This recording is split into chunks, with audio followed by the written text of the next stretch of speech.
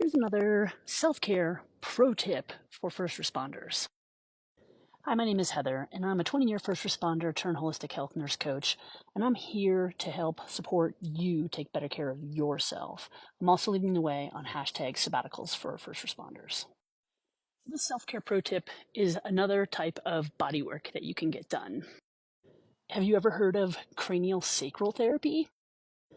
It's been around for a long time. I knew it was a thing in the 90s when I worked in a physical therapy clinic and they were doing it there. I know in Europe, doctors of osteopath actually learn how to do this modality extensively. I think with the DO programs here in the United States, some of this gets lost because they go through full residencies and end up being the equivalent of an MD in terms of their ability to practice in hospitals and whatnot. So now cranial sacral therapy can be learned and practiced as an independent modality, and also is common for massage therapists, somatic practitioners, and physical therapists to often cross-train in. I sought out cranial sacral therapy this week, actually. Went today. It was amazing. I would characterize it as more of a light touch modality, meaning it's not going to go into like deep tissue massage, generally speaking, but it's probably got more actual physical contact than the average Reiki session, for example, doing complete energy work. The reason I sought out this therapy was because I had a work-related injury in January, and I have been using more traditional means, physical therapy, acupuncture, chiropractic, even though some people would consider both of those things alternative and complementary. Workers' comp paid for some of that, not all of it. And they're not paying for the cranial sacral. I'm just at the point in my healing where I really want to let this go. Trauma lives in our body in various ways, in various places. So this holds true as a first responder in the trauma that you see in taking care of other people.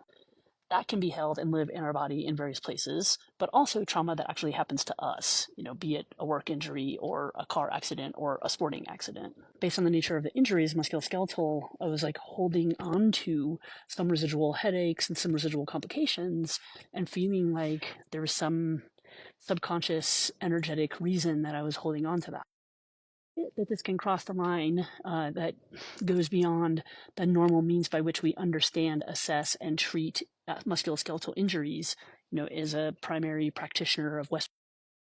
And I have chosen to embrace that there is a connection there that might not be visible, might not be tangible, might not be taught in mainstream medicine, but again, with firsthand experience and exposure to these modalities with these practitioners, with allowing myself to slow down and feel and understand how my body works, there's no doubt that connection is there. And these practitioners are amazing. Today's session was about an hour or so after her assessment and talking through the nature of the injury and the prolonged nature of my recovery.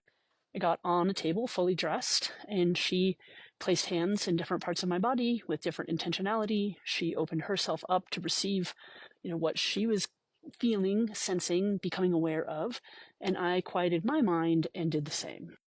We moved through a lot of stuff, and eventually I entered into a meditative state that I was very familiar and comfortable with, and that's when my body quieted, my mind quieted, and I was actually able to have healing mantras come in and move through and feel energy and flow moving out and releasing. It was profound and amazing, and I was so grateful to have this experience. I was so grateful to be reminded of it. Amazingly enough, the neurologist that they wanted me to see because of the recurring headaches recommended it, and my acupuncturist recommended it, and I was like, oh, I can't believe I haven't thought of this already. So that's why I'm sharing. Cranial sacral therapy, it can be an amazing alternative and complementary modality to the traditional means by which you are using to recover from any sort of injury or accident or illness, or when you're holding on to that trauma somewhere in your body and you become aware of it, it can help you move through it.